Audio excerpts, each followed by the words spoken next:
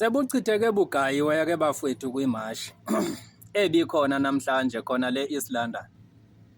Kube nzima, bachitheka bugayiwe, abalimela abantu kakhulu. Kube yimpi nje ebenzima phakathi kwabantu bokufika nabantu bakhona la eMzantsi kanye namaphoyisa. Abantu bokufika ke bahlala vele besapotwa ngamaphoyisa because amaphoyisa xa idubula asuka edubula ebhekise ebantwini bakhona lapha eMzantsi. Kahle kahle asuka engasebantwini bokufika. Kunesizathu ke bafethu esingangasi-understand thina esokuba ugovernment wethu kanye namapolisa babe ngakubo abantu bokufika. Kufrantiwe most of the time ngabantu bokufika la emabhizinisini, more especially la kuma-drugs.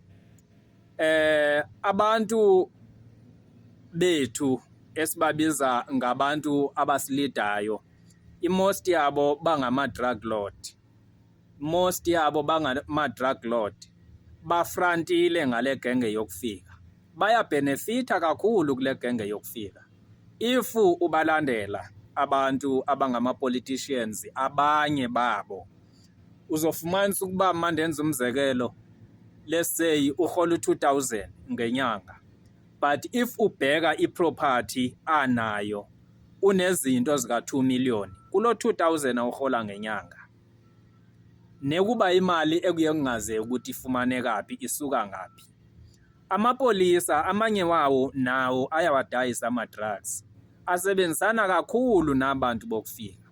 That's why ke inzima kangaka lento siyilwayo yokuba ilizwe lethu selivele laphenduka i-banana country.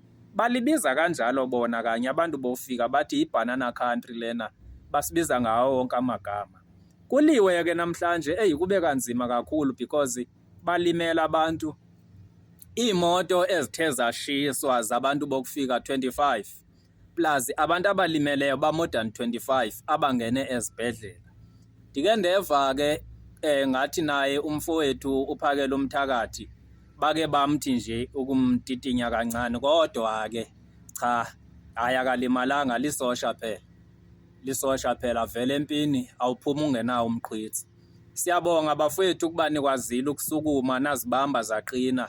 Kusho likhulu okukuthi lilizwe lethu eli lizwe alivelanga nje lakhululeka ngalendlela ngaphandle kokuchitheka kwegazi. Kwachitheka igazi labantu abaninzi kabi. So impilo esiyiphilayo le, sisazoqhubeka futhi sinikele ngegazi lethu ukuba ilizwe lethu libe into engcono. Khumbulani phela sizele bafowethu, notata bethu belwela thina ukuze libe kule ndawo likuyo namhlanje elizwe. Nathi asizinikezele ekubeni if siwushiya lo mhlaba, abantwana bethu nesizukulwane balichole lilizwe elithe ukuba lilizwe elingconywana. So ngexesha ekwakunzima babengekho ababantu, abazange bade babe khona bazolwa nathi. Abantu babezihlalela emazweni wabo besibona njengabantu ababhayizayo. Namhlanje baza bazogcwala la, and ukugcwala kwabo la akusho ukuthi bayakhwabanisa kuphela, bahlanganise nenhlamba, bayasithuka, basibiza ngamagama wonke. Ndiyabonga kakhulu bafowethu ngendlela eniyihandlishe ngayo lento namhlanje. Bengingamelanga ide ifike la ifike khona ngoba ndiyazi nani beningahlelanga ukuba ibe ngalendlela ende iba iyo, but umthetho ke niyawazi ubuye uphoqe because there were no need ukuba sidutyulwe. Besingekho isizathu sokuba kude kudutyulwa abantu. Ukudutyulwa ke kwabantu baseMzantsi kuyibeke khona imashi.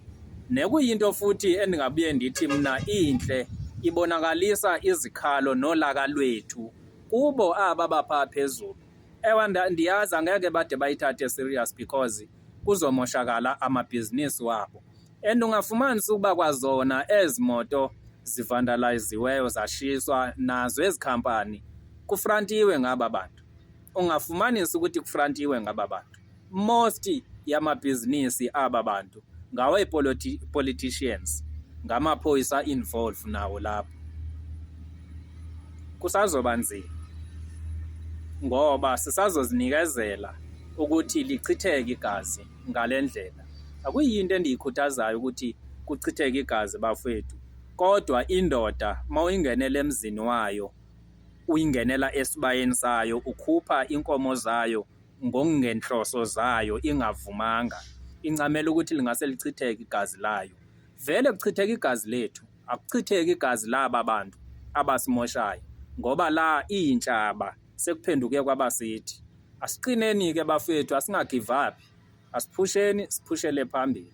Asishoni nje sithi goba msengo udliwe zimbuzi, ngoba vele uyimbuzi ngokwakho.